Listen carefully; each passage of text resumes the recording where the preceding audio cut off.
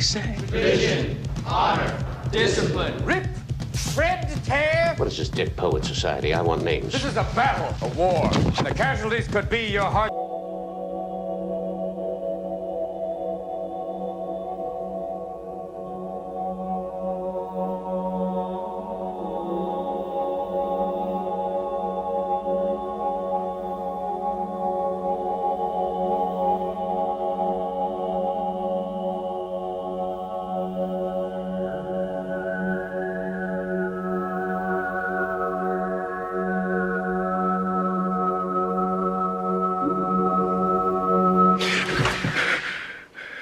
What's that?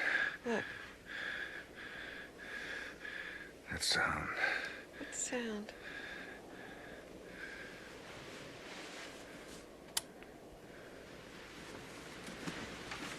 Tom?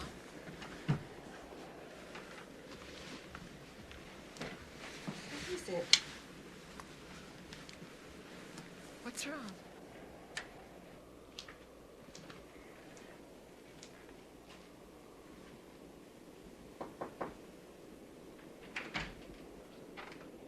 Neil?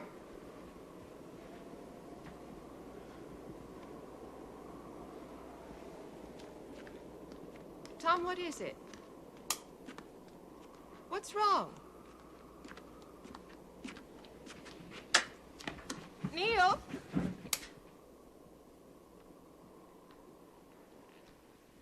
Neil? I'll look outside. Neil?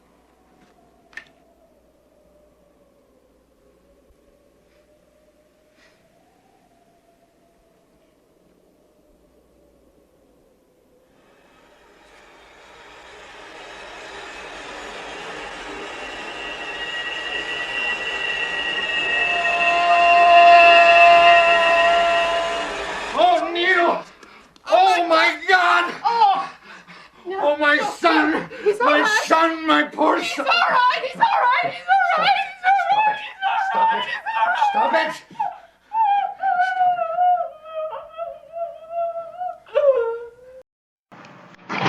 Nasaan yung script ko?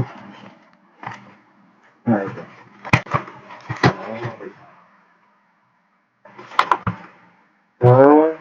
eh, yeah.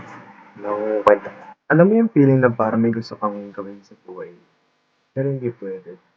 Parang ikaw, pero hindi ko yung buhay na ginagalawan. Ganito si Neil Perry sa Dead Poet Society. Hindi siya kulang sa pangarap, kulang siya sa kalayaan. Ang sakit, no? Parang groupmate mo na gusto mag-lead, pero hindi pinayagan. Today, pag-uusapan natin kung paano si Neil Perry ay isang halimbawa ng isang romantic scene. Yung paniniwala na dapat sinusunod ba yung puso niya. At kung paano ito magkokonekta sa kanyang psychological needs gamit ang Maslow hierarchy of needs. Ang romanticism is simple lang naman. Feelings over logic, passion over rules, o sarili mo over expectation ng iba. Sabi nga ni William Wordsworth, fill your paper with the breathings of your heart. Ibig sabihin, pambuhay ka sa ayon sa nararamdaman mo, hindi sa dikta ng ibang tao. Pero syempre, hindi naman lahat supportive parents. Si Neil, hindi pinalad. Marami sa inyo hindi rin pinapalad. Isa na rin ako doon. Si Neil Pera ay isang very romantic na tao. Mahilig siya sa acting. Doon siya masaya at doon siya buhay. Kapag umaarte siya, hindi siya anak ng tatay niya. Siya lang, oo, totoo. Sarili niya. At dahil kay John Ketting, mas lalo niya na-realize na pwede palang maging ako. Sarili ko. Na hindi dumedepende sa ibang tao o gusto ng ibang tao. Kumbaga, ako lang. Pero dito na papasok ang problema. Ayon kay Maslow hierarchy of needs, lahat tayo may needs. Mula basic hanggang sa pinakataas. Yun ay self-actualization. Self-actualization means pagiging tunay mo sa sarili. At si Ning, nandun na siya eh. Lapit na. Acting was his way to becoming who he truly is. Pero biglang, boom, reality check. Yung tatay niya, control, pressure, expectation. Hindi, anong gusto mo? At ang tanong, anong gusto ko para sa'yo? Yan ang tatay niya. At doon nagsimula ang gulo. Romanticism says, follow your heart. Reality says, sumunod ako. So ngayon, saan pupunta si Neil? Parang ikaw gusto mag-psych, pero pregnancy ka ng nanay mo o ng tatay mo. Kahit sino man. Difference lang, si Neil, wala siyang choice. Dito napapasok yung bigat.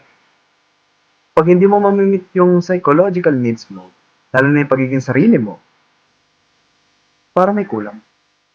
Parang may nawawala. Para bang kahit okay ka sa labas, hindi ka okay sa loob. At si Neil, hindi lang kulang. Unti-unti siya na nawawala sa sarili. Hanggang sa dumating yung point na wala na siyang makitang paraan sa mundo. Siya. O, to become his truly self. Hindi siya pinayagang mangarap, hindi siya pinayagang pumili, higit sa lahat, hindi siya pinayagang maging tao na siya dapat.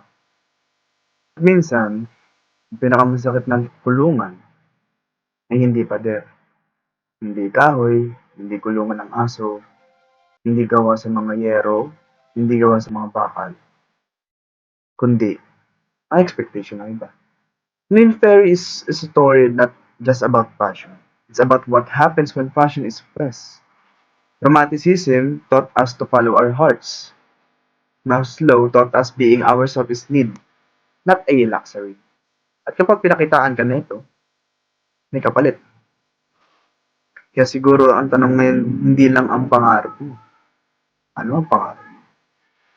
Kundi, pinapayagan ka bang maging ikaw? Because sometimes, the real tragedy is not dying. It's never being allowed to live as yourself. Yun talaga yun. Nasa script ba yun? Ganyan ang drama. Yun. Drama. Hindi na yun.